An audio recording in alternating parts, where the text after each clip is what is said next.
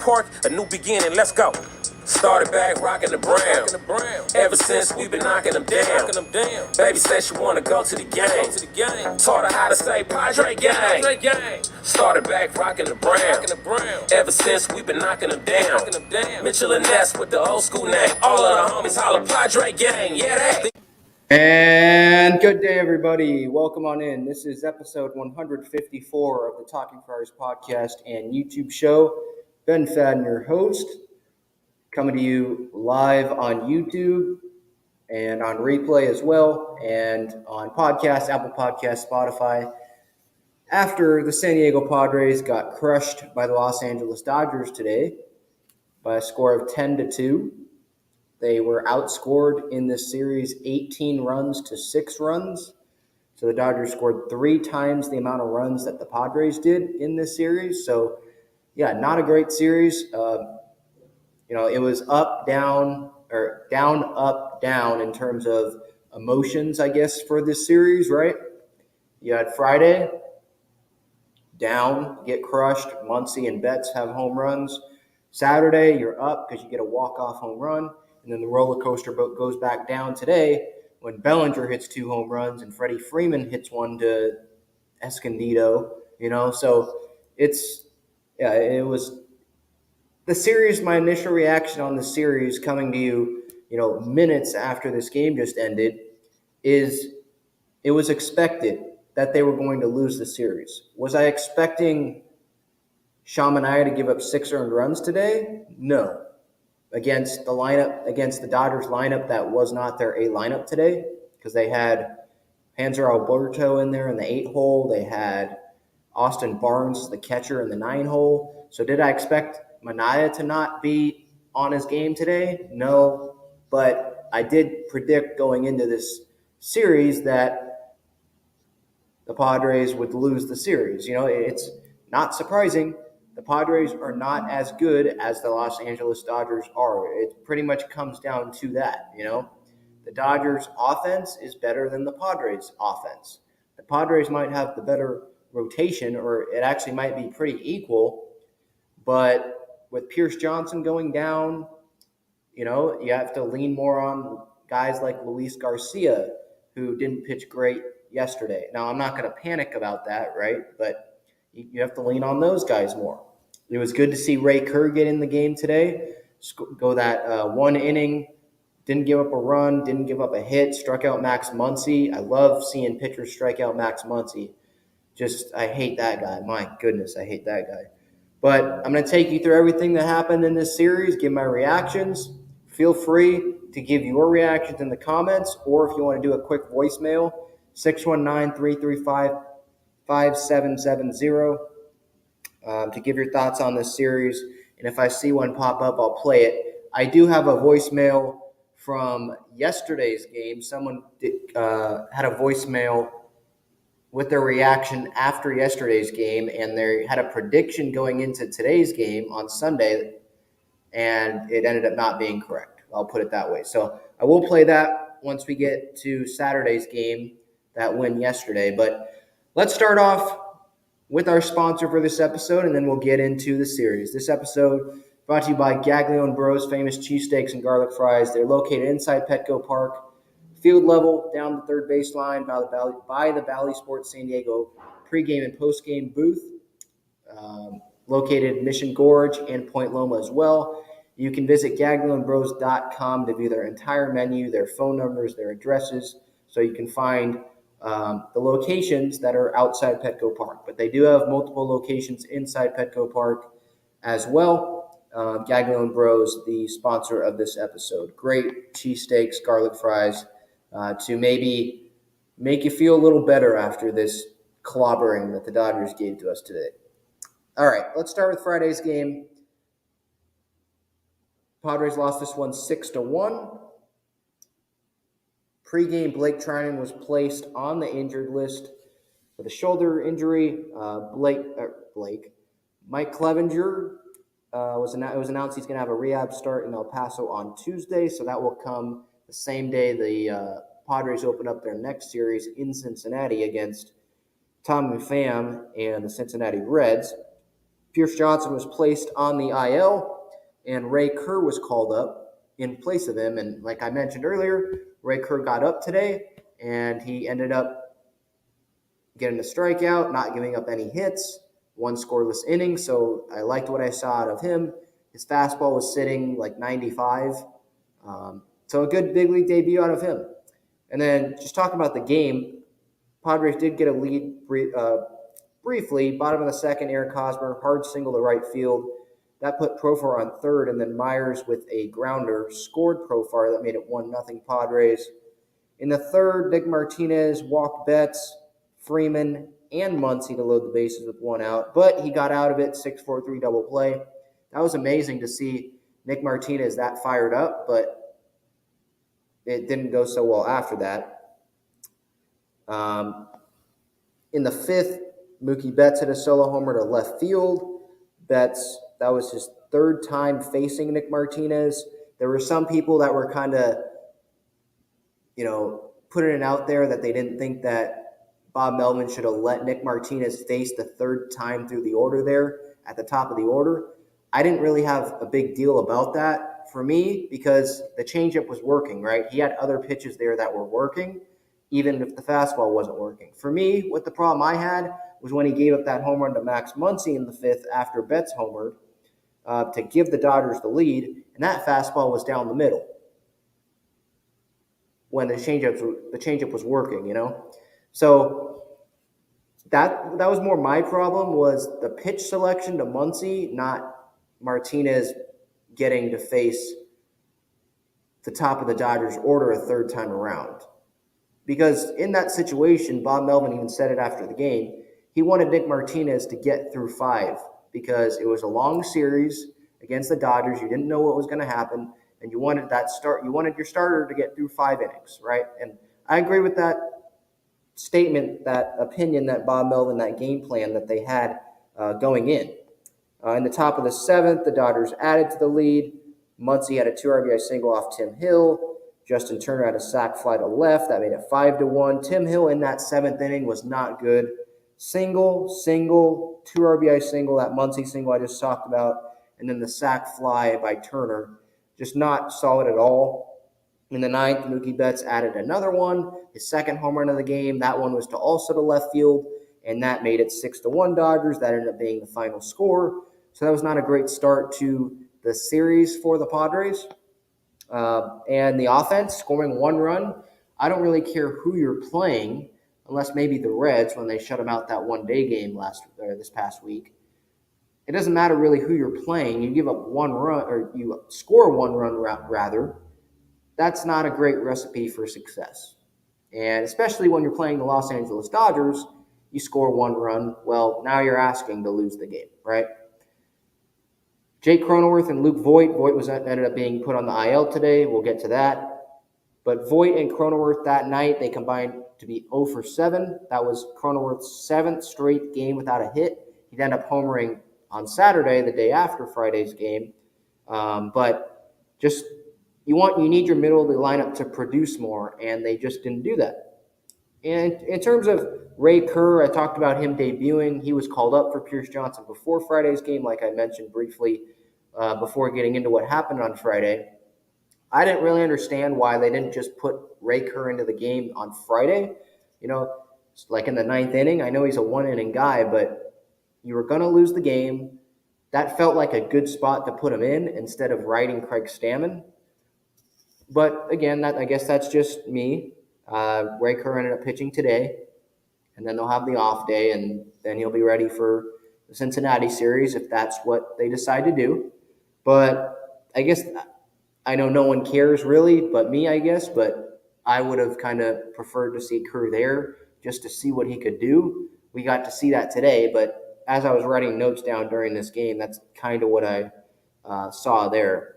And then I did see this stat as well. After this game on Friday, the San Diego Padres tied with the Angels for the most strikeout lookings offensively in Major League Baseball so far this season at 43. So I'm not so sure if that number changed, but that tells you that guys aren't up there, ready to swing and protect. Now, I know that there's been some really bad umpiring, and we will get to that. In fact, I'll get to that right now. But, Ron Kolpa, yeah, he was bad. But does that mean that you should be striking out looking 43 times? In what was that? And through the first 15 games of the season? No. Let's see. Let me see here. I'll find it. All right. Here is my breakdown that I showed or that I put out there on social media and YouTube. If you did not see it, this was my breakdown. Ron Kolpa on Friday night. The Padres in the 8th inning were trying to get something going, and Ron Kolpa was trying to pick a fight with Manny. He rung up Manny, and there was a pitch that ended up being called the pitch before that, or actually a couple of pitches before that were balls that he called strikes. And so Manny was pissed off about that, and Kolpa didn't have a sense of the situation, and he kept yelling at Manny as he was walking back to the dugout. So here's that breakdown that I made. Here's a breakdown. Ron Kolpa looks for a fight with Manny Machado. 6-1 Dodgers win this game last night. Ron Kolpa has not had a good history of calling strikes, at least in these big-type games. John Farrell one time at Yankee Stadium wanted to eject Ron Kolpa out of the game because of how bad he was. A.J. Hinch just got ejected from him because Ron Kolpa's continued to look in his dugout one time. Here's this one instance in Texas. I can do anything I want, he's saying. I can do anything I want. I can do anything I want. That's right. And here's the scorecard from last night. In favor of the Dodgers, his accuracy was below average. 2 of the 3 missed calls, biggest missed calls, were in favor of the Dodgers. Here's this one that was in favor of the Padres. That was supposed to be a strike right in the middle of the zone. It ends up being called a ball. So it was bad both ways. But here's the situation with Manny. In the 8th inning, Padres just trying to get something going here. And here's the sequence. Ball outside. But then here, that's a ball, calls it a strike. Manny's like, all right, this guy really, that's not a strike, but he calls it a strike. Manny's like, all right, I just got to settle myself, resettle myself. It's all right. Next pitch, though, ball, nope, strike according to Ron Kolpa. And Manny's like, this freaking idiot, come on, here we go. Really? That's way off. All day, way off. Bob Ellen's like, this freaking dummy. Come on. Let's go. Clean it up. And then the next pitch, obviously, is strike 3. Okay, it's strike 3, but Manny's like, okay, I'm pissed off still about the other pitch that you just robbed me of. What's wrong with that pitch, Ron says? Right down the middle. And Manny's like, no, I'm not talking about that pitch. I'm talking about the pitch before where you screwed me, and I should still be in the batter's box right now. Walking back, it's down the middle, Ron Kolpa continues to say. And Manny's like, no, I'm talking about this pitch where you just screwed me. And now I'm walking back to the dugout when I should be in the batter's box. But Ron Kolpa goes home happy. He picked the fight with Manny.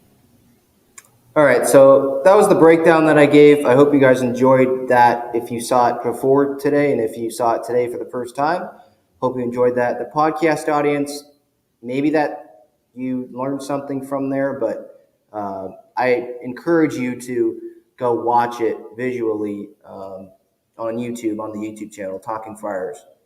And I encourage you, everyone, to tell your friends about this channel. I know that there's some people that want to get those super chats going, and I need to get to 1,000 subscribers to get there. So I encourage people to tell your friends about this channel. I have Padres content going up every single day. But getting back to Friday's game, again, 6-1 loss, and that was the pattern for the majority of this series. Padres lose 2 out of 3, not a whole lot of runs scored. Even in the game they win, which we can move to. Saturday's game yesterday, they win, but they only score 3 runs. So even those 3 runs that it took to win the game Saturday, they wouldn't have been able to win the game Friday or Sunday with that amount of runs. And 2 of those runs that they scored Saturday were not on hits. One was on that Jake Cronenworth home run, but then you had Myers having a ground out for a run, and then a sac fly by Nola, and they got the runner on second because of the extra innings rule. It wasn't because of someone hitting a double. But getting to getting to Saturday's game, the attendance 44,444. That was interesting. That was the fourth sellout of the year, so a lot of fours that were involved there. A lot of scoring, or not a lot of scoring. There were 5 combined runs scored, but a lot of things happened in this game because obviously it was extra innings, went into the 10th. There were a lot of high leverage situations that happened. In the second, Darvish, my goodness. I mean, talk about like giving me like a headache or making me sweat. Like 50 pitches he was at through 2 innings. And then he finally settled down, retired 13 batters in a row before handing it off to the bullpen. In that second inning, he loaded the bases. He almost hit Mookie that is, twice, but ended up getting out of the inning with a strikeout, and that was a sigh of relief. In the bottom of the second, the Padres got their first run of 3 of the game. Profar doubled down the line in left field. Hosmer got him over to third with a ground out, and then Myers had a he had a fly out to center. So I said previously that one of the runs was a ground out by Myers. It was a fly out. Myers flew out to center, sac fly that scored Profar, made it 1-0. In the bottom of the third, Jake Cronenworth solo homer to right. Finally got the bat a little bit going there. Finally, because he was really scuffling early on. Yeah, that's right, Pound Town. Cronenworth, man, it was good to see him homer, but it's like, man, it just doesn't feel like he's that same hitter right now, you know? What did he do today? I can look real quick what he did. I don't think he got a hit today, if I remember correctly. Just looking it up here. Cronenworth, he did okay. He went 1 for 4. He's hitting 193, so you hope that he can get going here. This upcoming road trip is definitely a good time to get going. I mean, we're facing Cleveland, Pittsburgh, Cincinnati. So you're not facing great teams. You know, the Reds game, the Reds series, they're not going to be facing Hunter Green. So that's a good thing at least. But getting back to Saturday's game, Darvish finished with 6 innings, no earned runs, 1 hit, walked 3, struck out 7. So despite loading the bases in that second inning and making people sweat, Padre fans, almost hitting Mookie with the bases loaded to score runs there for the Dodgers, he ends up getting a shutout. It's like, how the heck does he do that? You know, he was really hitting his spots after that second inning. And the voicemail that I got from a fan named Robert, he definitely touched on that, as you'll see. It was kind of funny listening to the message that he sent last night. But I'll play that in a little bit. Dang, my room lights went off. So I have to put this screen on high brightness now. All right, so getting back to this game. In the top of the 8th, this is, Luis Garcia wasn't great. Started off the inning giving up an infield single to Taylor, a single to center to Lux, wild pitch got Chris Taylor to third. Now you had first and third, and you had Taylor Rogers coming to the game to try to get a 5-out save because Garcia struck out Betts for the first out of the 8th inning. He couldn't do it. Rogers couldn't do it. Tried for that 5-out save. Ended up blowing the save. Struck out Freeman for the second out, but then one too many sliders down the middle, and Trey Turner doubled to left field over the left fielder's head, and that tied the game. In the 9th, first and second, 1 out. Rogers got the 6-4-3 double play, so that was huge. In the bottom of the 9th, Padres couldn't do anything. Myers had an infield single, but then Hosmer pounded a ball into the ground to the second base. Beatty popped up to the infield, and Abrams struck out. I tweeted that predictably, might be Captain Obvious a little bit here, but you can't be very confident in the back end of this lineup right now in those 9th inning type situations, just because look at the guys that are there. In this situation, you have Beatty and Abrams there at the back end. I love Abrams, but he needs more at-bats. That's what it feels like right now. And that fastball up in the zone, that really feels like his kryptonite right now. But moving to the 10th inning, runner on second to start extra innings for the Dodgers, obviously. And this was a huge play by Jurickson Profar. Fly out to left. Chris Taylor, I thought it was kind of smart because he did see that Jurickson Profar was going back on the ball, and he wasn't. It's not like he had the momentum. You know how you're taught to fly ball, get behind it, come into it to get the throw off. That's not really what happened there. He was kind of drifting off, and he didn't have his momentum. It was kind of like a Will Myers catch. He didn't have any momentum going towards third or anything. And so I could see why Chris Taylor wanted to be aggressive there and set up one out runner on third, and you have two chances to get in that run. I understand what his thinking there was, but luckily enough, Profar, my goodness, an amazing throw to third. Manny did his job, straggling the bag, catch, throw, blocks third, perfect. Outfield, infield clinic there to get a double play. And now all of a sudden, the Dodgers' momentum is gone. It's out the window. You go from a runner on third, with one out to no runners on with two outs, and now you do nothing. You know, that batter ended up striking out to end the inning, or that half inning, and then in the bottom of the 10th, the Padres ended up winning it in extra innings. And what I liked here, I posted my live reaction to the walk-off on YouTube, by the way, if you're interested after this episode, and the social media channels. But what I liked about it was the absolute clinic that the Padres back of the order and then the top of the lineup put together here. And I was saying this on the pregame show before today's game. Pregame shows, by the way, if you don't know, before every single Padres game that are on this YouTube channel live and on replay, obviously, that are available right now if you want to watch pregame shows after the game's already over, whatever. But with this 10th inning, I mean, it was perfect, right?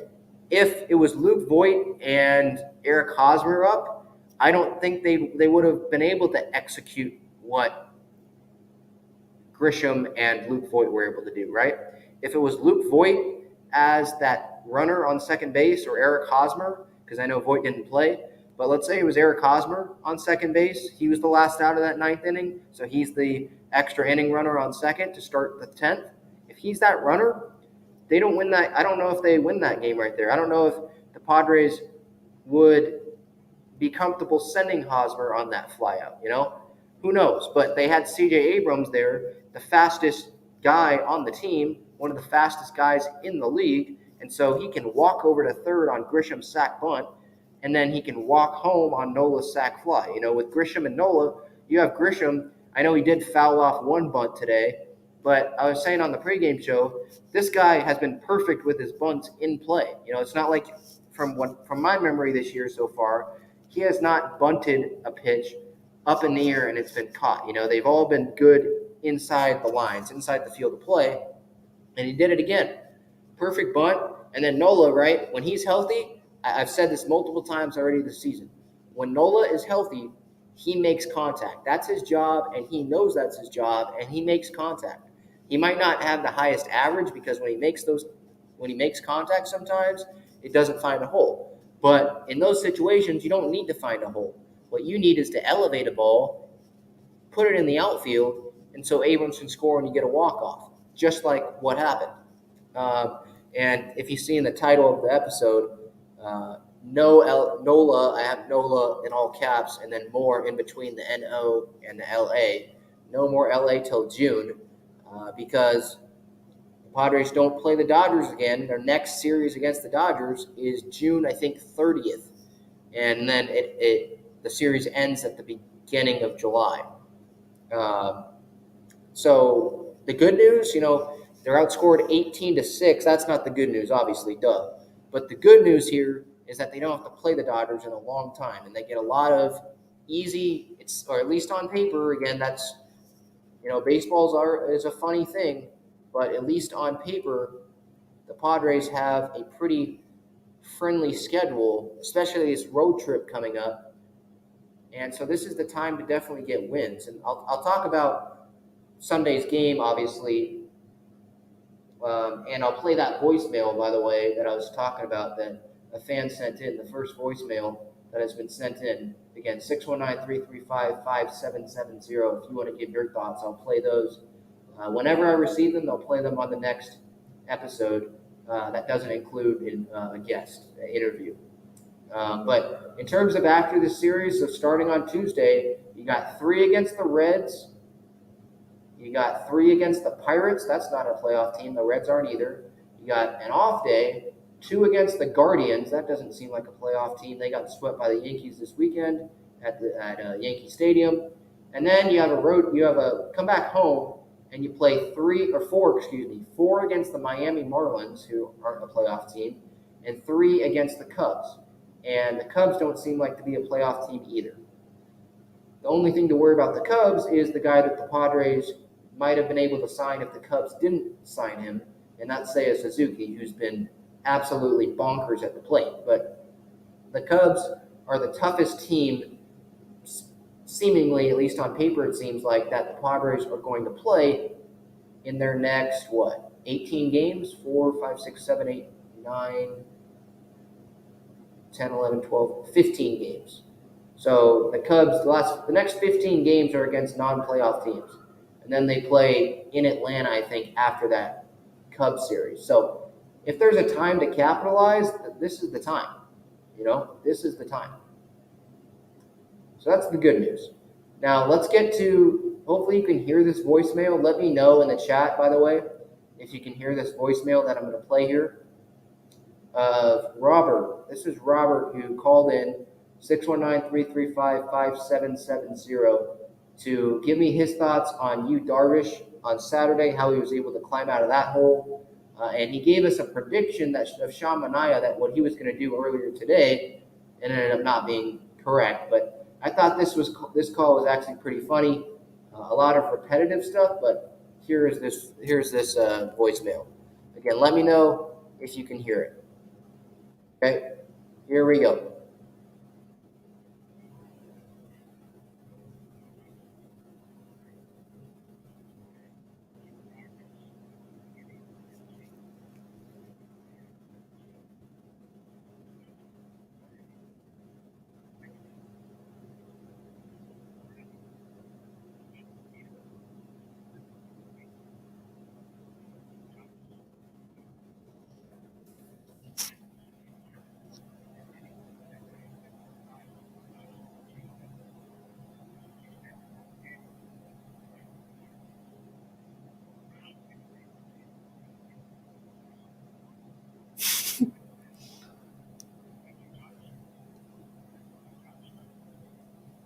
Oh, my bad. Okay, you guys can't hear? Dang it. I don't know how. Dang it. I'm trying to get this to work here. Okay, so what he's saying is he got that Darvish when he settled down, he wasn't getting a lot of chases. He was starting to, get pitches into the zone, and Robert repeated that. Darvish throwing balls in the zone. He kept repeating that like 10 times in this voicemail. So that was kind of funny. And then his prediction for Sean Manaea, let me listen to that real quick again.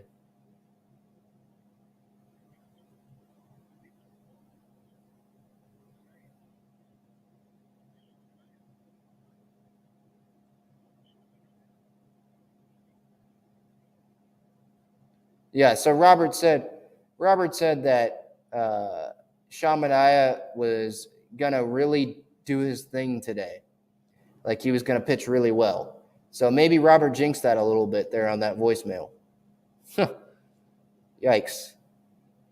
Manaea ended up giving up 6 earned runs today. So that's seems like he jinxed us a little bit there. Moving to Sunday's game, Padres, the most runs they scored in this series was 3 runs on Saturday. They scored 2 on Sunday. And the Dodgers scored 10. Manaea gave up 6 earned runs. He was not on the mound for all 6 of those runs, but he loaded the bases, I believe. Loaded the bases, or I know he had multiple runners on when he left, and so those runs ended up being charged to him because who was that came into the game? In the 5th inning, Bellinger hit a 3-run home run, and 2 of those runners Manaea put on. Lamet, right? Lamet, I think, gave that up. Yeah. So pregame, Luis Campusano replaced Luke Voit on the injured list. Or not on the injured list, sorry, on the roster. Luke Voit on the IL, Luis Campusano on the roster, and Campusano got an at-bat today, flew out to center field. That was good. He was hitting over 300, I believe, in AAA. But with Luke Voit, man, I mean, that's the real issue here. That's the real story here. And, if you just ask Yankee fans, they'll tell you that Luke Voit has an injury history, and it was only a matter of time before he was going to get hurt. But this year, I mean, the Padres acquired him to be a power bat, right? And I think Luke Voit probably came in and felt like he had a lot of pressure on him to be that power bat. Without Fernando and Grisham, Myers, those guys are getting off to slow starts, right? He felt like he needed, and Cronenworth as well, he felt like he needed to be that big power bat with Manny, with Tatis out, obviously. And let's just say that he hasn't produced power-wise. He hasn't hit a home run yet. He's hitting 143. He has 1 extra base hit, and that was a double over the left fielder's head in that Braves series. The league average OPS plus, that's ballpark adjusted on base plus slugging percentage, is 100. His is 50. Let me repeat that again. The average Major League Baseball OPS plus is 100, the league average. His OPS plus right now is 50.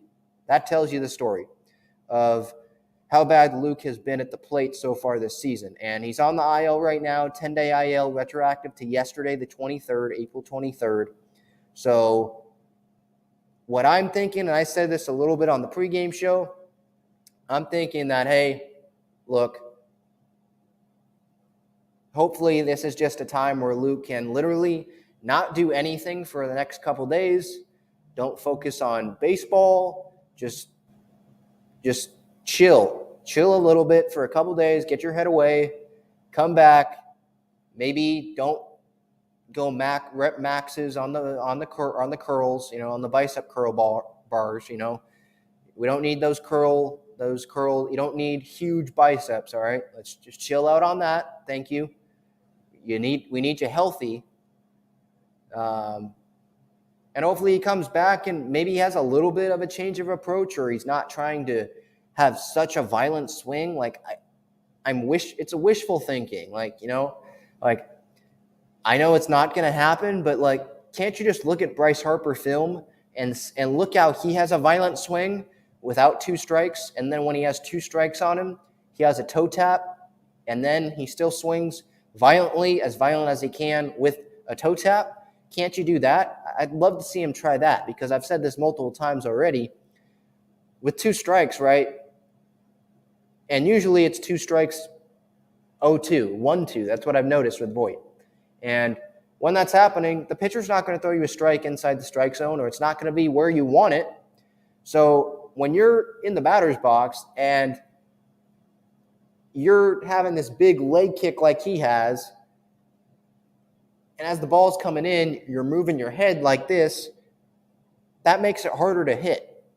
I've never hit in the big leagues, but I know if I'm trying to hit and I have this huge leg kick and I'm rocking back and forth a little bit, you're changing your eye level.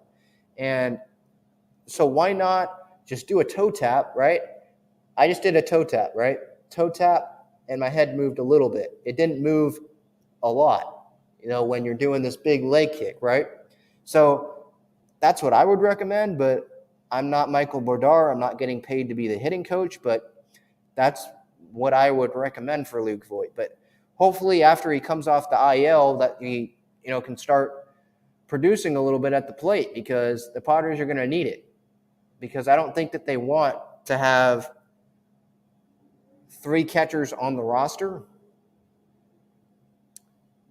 They have plenty of first base options, and I think they want to continue having Campusano getting consistent at-bats, and he's not going to get that over the next 10 days, I don't think, at the big league level. Some pinch hit appearances, maybe here and there, like he did today late in the game, but I don't think that that's going to happen consistently over the next 10 days.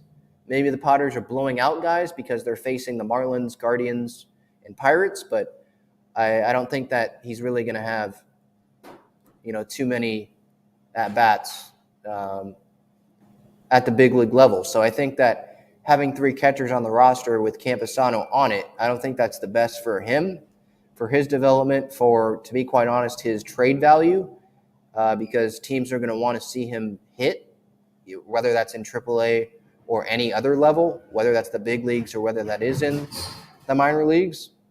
But yeah, so Luke Voigt's on the 10-day IL. Biceps tendonitis, I think is what they called it. Bicep soreness. So that's not great. Not great. But hopefully this is some time where he can clear his head a little bit and it'll be better, when he comes off. But getting to today's game, well, that was not fun to watch. That was kind of my caption that I put on that Dodger after watching that Dodger-Padre game today. 10-2. Manaea was not sharp. The Padres' errorless streak ended at 16 games. This is the 17th game. Kim bobbled a Manny flip, a glove flip. I think it was in the first inning. Yeah, in the top of the first. Cronenworth then let a ball go right through his legs, essentially. I don't know if it was through his legs, but he bobbled the ball. It was straight to him, and he bobbled it. At second base, happens to everyone, I guess, every once in a while, but that happened. So 2 errors after going 16 straight games without having an error. The Padres have 2 errors today, and I know for a fact that one of those errors ended up scoring. I know that. In the top of the first, Betts did score on Justin Turner's sac fly, and he ended up scoring. That was one of the runs that ended up scoring on an error because of that error. He got from first to second and then second to third on a Freeman sac fly, I believe, and then Turner drove him in with a sac fly. In the bottom of the first, the Padres, this is where it's like, okay, you have first and third, no outs, and you don't score. That's something that's a problem, especially against good teams with good offenses. They're going to score runs later in the game. And so when you have an opportunity like that early in the game, you got to take advantage of it. And the Padres didn't do that, especially against Clayton Kershaw. He pitched really good today. He pitched really good. And that curveball, man, I tweeted on the Talking Friars Twitter account, @TalkingFriars.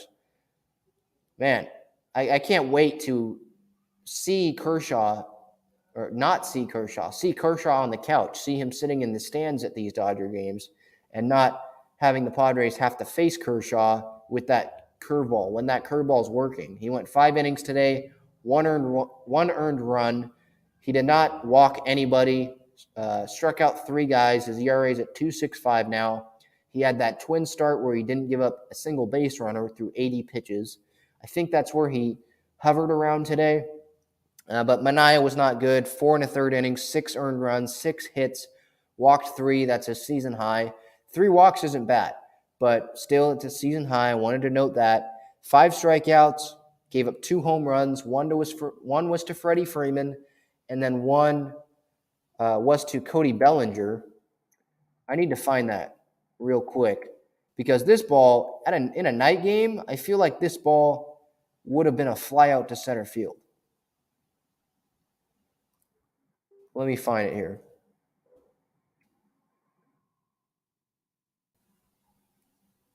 Yeah, here it is. Okay.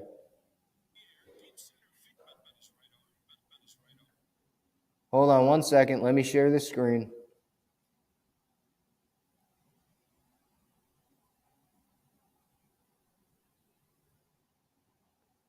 This is the second home run here for the YouTube audience that Manaea gave up, okay, to Bellinger. During a night, I don't want to make excuses, but during a night game, this feels like a fly out to center, but it ends up being a home run. So that was the type of thing. I didn't think, 3 walks. Like I mentioned, 3 walks isn't bad, but it's the home runs, the 2 home runs, the Freddie Freeman home run. There's no excuse for that. My goodness. I mean, that ball was smashed. But here's the Manaea to Cody Bellinger, the second home run Manaea gave up today. Right arm. He got that when he went to Samoa. Bellinger cracks this one in the air, deep center field. Grisham to the wall. It's gone. Another lefty home run against Manaea. Right arm. He got that when he went to Samoa. Bellinger cracks this one in the air, deep center field. Grisham to the wall.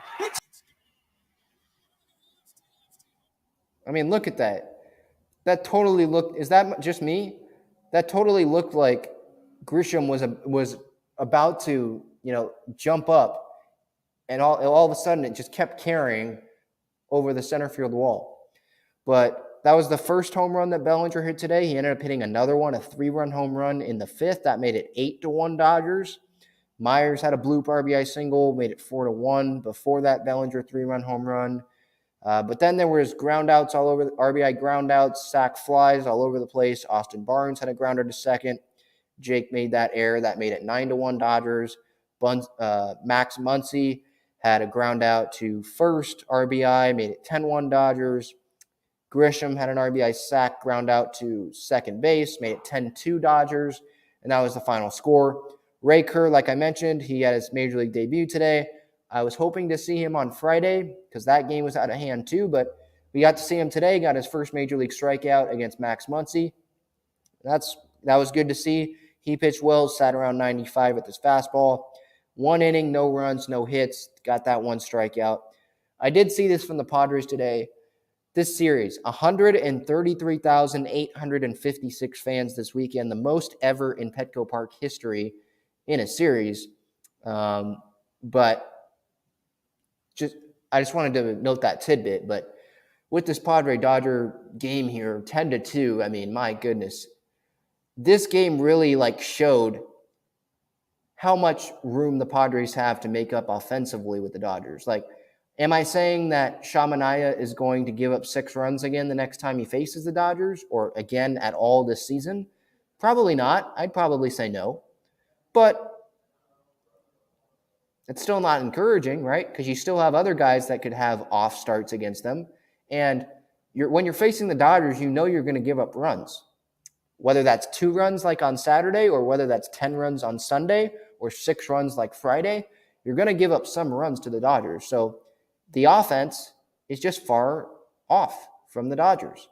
And Jurickson Profar, he was amazing from, definitely Saturday's game with that throw that he made, fouling that ball off his kneecap and somehow still staying in the game, right? That was big. And then he's still, he's healthy enough to play Sunday, right? So, look, he was good. The offense, there's been some surprises, but Hosmer seems to be coming down to earth a little bit. I can look at his game logs a little bit here just to see what he's been doing recently, numbers-wise, compared to how he started the season. Jake might be coming together, but like Profar, he's not going to do this good, I don't think, the whole season. I think if he sticks to his approach, we'll see some good, much better year than last year, obviously.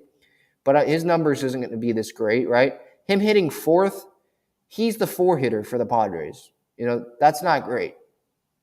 And he's the guy that us fans were complaining about, right? To start the season, we were like, we have Jurickson Profar as our left fielder. No power, And now he's the 4-hitter. Today he was the 4-hitter. But, even Hosmer today, what did he do today? Let me check what he did today so I can give you the full series stats for Hosmer today. But my point with Hosmer is I don't think he's going to stay hitting 375. So he went 2 for 3 today. Those were silent hits because of how much a blowout it was. But he went 2 for 3 today, 0 for 4 yesterday, of course, when I pick him for my Padre pick, 2 for 4 on Friday. So for the series, He was, math's not my thing right now. 2 for 4, so 2 for 8 the first 2 games. 8 plus 3 is 11. So 3 for 11 the entire series. I mean, I guess that's better than some guys that you could say, right? But that's not going 4 for 5 like he did against Atlanta last week, right? That's not even going 2 for 4 like he did against Cincinnati this week as well, right? Where he drove in 2. That 2 for 4 game that he had against the Dodgers on Friday, he didn't drive in any runs. So my point is I just don't think that Hosmer is going to continue doing this. So that's the big takeaway from this series for me, is the gap in the offense. And maybe it shouldn't even be, well, it's not, to be honest. It's not a surprise, but that's what you have to take away. I'm not worried about Sean Manaea. I'm not worried about Luis Garcia. I'm not worried about Taylor Rogers. Darvish, that's Darvish. I mean, you wish he didn't get into trouble like he did the first 2 innings on Saturday, but he came back, shut out the Dodgers, right? Nick Martinez, he's supposed to be the 7th starter, with Clevenger and Snell healthy, if you think about it, So he is what he is. He had some good moments as well. He had that bases loaded. He got out of the jam on Friday early in that game. So I know that the Padres ended up losing that Friday game, but my big takeaway here is the offense. You're outscored 18-6 by the Dodgers. You want to pass the Dodgers or be close to them or be competitive with them, you can't score 6 runs and give up 18. And I'm not, again, I don't even want to focus on the 18 runs given up. That's a great offense, the best offense in the league probably right now. And they were definitely the best offense on paper going into the season. So I'm not going to freak out about 18 runs given up, okay? What I am going to not freak out, because it's one series. I expected it. Before the series, my prediction was they were going to lose the series. They were going to win yesterday and lose the first and third games of the series, and that's what happened. But the offense cannot score only 6 runs against the Dodgers in a 3-game series. I don't care who's pitching. You want to contend with them? You got to play better. You just do. You got to hit better. And you can say that Fernando wasn't out, Fernando wasn't playing, right? And I understand that. But if we want to look at these box scores here, because I have yet to do this, and I did want to do this, so I might as well do it right now. My point here is the amount of hits, the holes in the lineup, because there's holes in the lineup. Let's see here. Where's the schedule?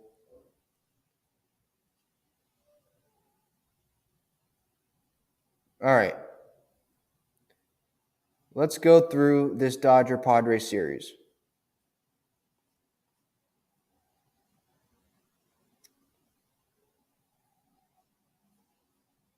All right, so we'll start Sunday. Oh, the baseball reference stuff isn't up.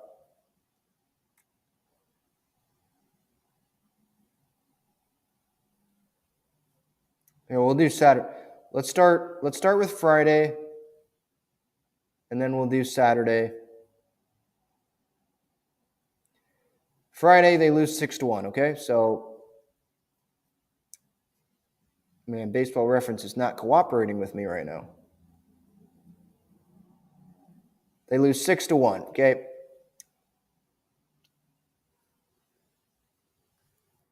They have 4 hits on Friday. On Saturday, they have 8 hits.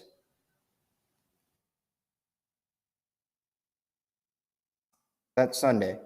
Sunday, they have 8 hits.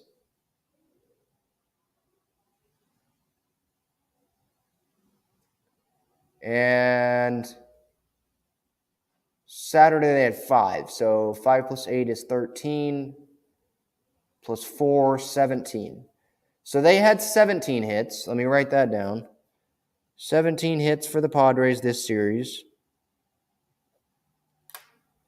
And the Dodgers, they had 8 hits on Friday, 5 hits on Saturday, and 8 hits today.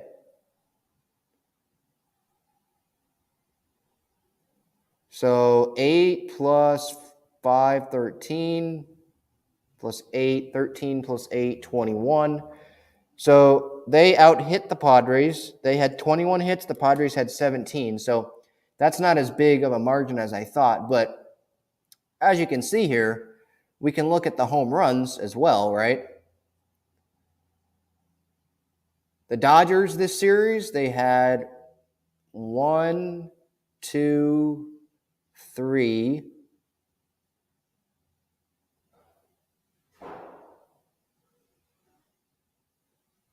4, 5, 6. The Dodgers had 6 home runs in this series. The Padres, meanwhile, had 1 by Cronenworth. That's it. So Padres had 1 home run this series. The Dodgers had 6. And the Dodgers had a lot of multi-run home runs. You know, Freeman was multi. Bellinger today was multi. So you get my point. 18 runs the Dodgers scored this series, Padres 6. 21 hits the Dodgers scored this series, Padres 17. 6 home runs the Dodgers had this series. San Diego had 1 home run by Jake Cronenworth. So that tells the story. The offenses, you can't compare them right now. They have to hit better. They have to produce more offensively. And that's why I think this upcoming road trip that includes the Cincinnati Reds, the Cleveland Guardians, and the Pittsburgh Pirates is huge. And then when they come back and face the Marlins and the Cubs, is huge. That's a 15-game stretch where you don't play playoff teams. You got to win those games. You got to win those series, you know? So I'd like them to go 10-5 there. Will I be surprised if they don't? A little bit, but maybe not really because a lot of those are road series. But I'd like them to go 10-5 on this next road trip because you need to make up some games here, right? You know, well, not maybe make up games, but keep pace. I know it's early in the year, but every game counts as the same. And you know that the Dodgers and the Giants, they're going to win the games they're supposed to win. So far this season, have the Padres won the games that they have supposed to win? Have they won the games they're supposed to win so far this season? Yeah. I mean, opening day, no. But they beat Arizona. They won that series. They swept the Cincinnati Reds. They split with the Braves. At least they took 1 game against the Dodgers here.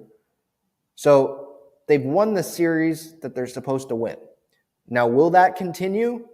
That's a big question. Can they continue winning the games they should win? Winning the series against non-playoff teams. Because you know that the other teams in the National League, the best teams in the National League, they're going to do that.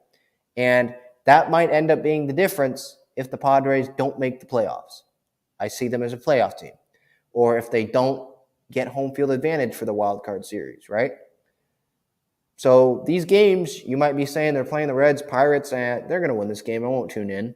Well, tune in because these games are important. Every single game is important if you care as much about the team as I do. All right. This next series, real quick preview before I get to these comments. I know I didn't go through a bunch of comments while I was talking here for 50-plus minutes, but I just wanted to get through this series. April 26th, so Tuesday's their next game. Monday is an off day. Tomorrow's an off day. So Tuesday, Wednesday, Thursday, 3:40 p.m. Pacific time, first pitch on Tuesday and Wednesday. It'll be Joe Musgrove on Tuesday against San Martin. On Wednesday, it'll be Mackenzie Gore making his 3rd Major League start. Will it be his last start? before Clevenger comes back? Will Clevenger replace him in the rotation? Or will Martinez become a long guy? I think that's the better option, but that's just me. On Wednesday, by the way, Vladimir Gutierrez is pitching for Cincinnati. On Thursday, that is a Wednesday morning game for the Padres fans in San Diego, 9:35 a.m. Pacific time. It's 12:35 in Cincinnati on Wednesday. Nick Martinez on the mound against Taylor Mahle. So the good news here is the Padres don't have to face Hunter Green, right? That's the takeaway for me is good news.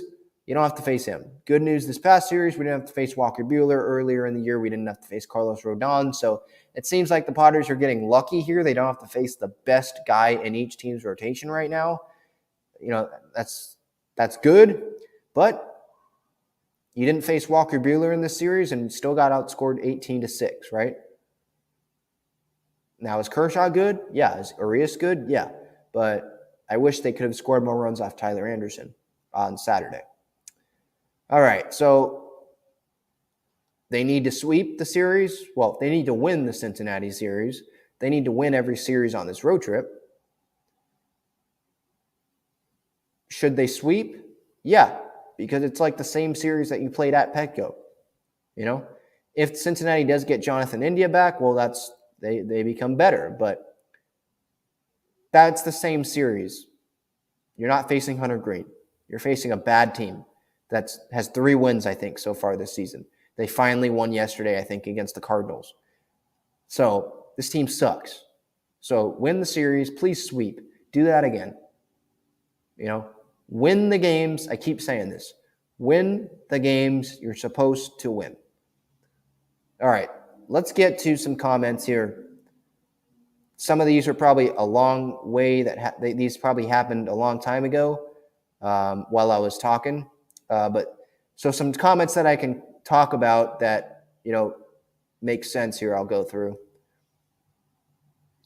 Randall says fire AJ now and AJ Preller. Why is that? I mean, the team right now is 11 and what are they? 10 and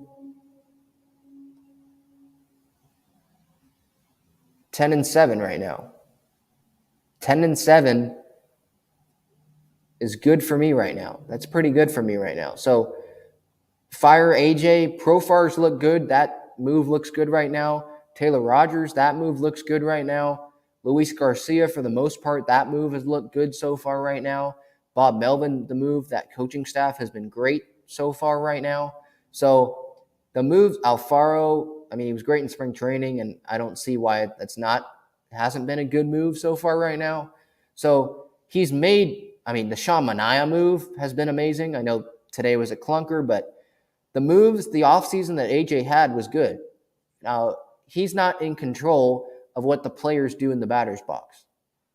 So, yeah, Randall, you might be a little, reactionary to them getting crushed today and losing to the Dodgers. And that's not fun to lose to the Dodgers, but it's too early to say fire AJ. And even if it was the good time to say fire AJ, it's not going to happen because Peter Seidler is very loyal to him.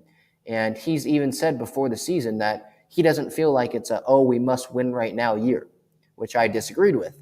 But he's already said that, so that's not going to happen.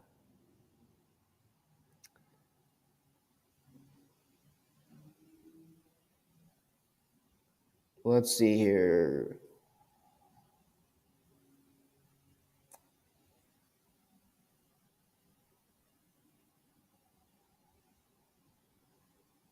The umpires, some here in the comments talking about the umpires. The ump gave bad calls yesterday against the Dodgers. This ump is famous for bad calls, yep. And then on Friday as well, I gave a breakdown on that I showed earlier in this episode, which is available, by the way, again, at Talking Friars, Twitter, Instagram, TikTok, YouTube, all over the place.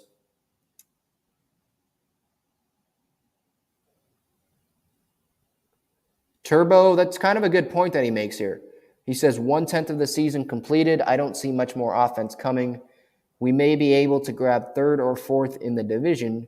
way too many left on base this season. I agree that there's been a good amount left on base so far this season. There is more offense coming, though. I think that Cronenworth will get hot. I think that Voit will be better than he was before this IL stint that he's going to be on. Tatis is coming back. So I disagree that there isn't much more offense coming. But I agree with the point that the offense needs to be better. It definitely does. Outscored 18-6 in runs this series against the Dodgers.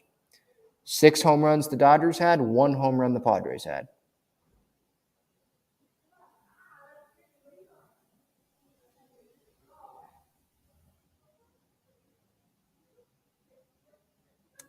All right. I think that's all the comments. Again, any thoughts that you have, if you want me to feature them on an episode, I'll try to get that volume fixed because you guys couldn't hear Robert's voicemail where he was repeating Darvish throwing in the strike zone. He was in the zone. He kept repeating that. But if you have any thoughts, 619-335-5770, the voicemail number. You can hit me up at Talking Friars on Twitter, Instagram, TikTok, in the comments here on YouTube, on the replay or whatever. I try to get to everyone on Gaslamp Ball as well. What else? Might have an episode tomorrow, trying to get an interview locked down this week. So maybe that happens, maybe it doesn't. But we got Cincinnati coming up starting on Tuesday. Padres lose the series to the Dodgers, 2-1. Not surprising. The offense is not near what the Dodgers offense is. Manaea had a clunker today, not worried. Darvish pitched out of that big jam or big pitch count that he had those first 2 innings yesterday. Austin Nola with the walk-off, that was the big bright spot. A real good team win Saturday, but Friday and Sunday they lose big. A lot of home runs by the Dodgers. That was the big story in the series. So this has been episode 154 of the Talking Friars podcast and YouTube show, brought to you by GAGLIONE Bros, famous cheesesteaks and subs. I am Ben Fadden, your host. Thank you so much for watching and listening. I'll see you next time, everyone. Have a good night.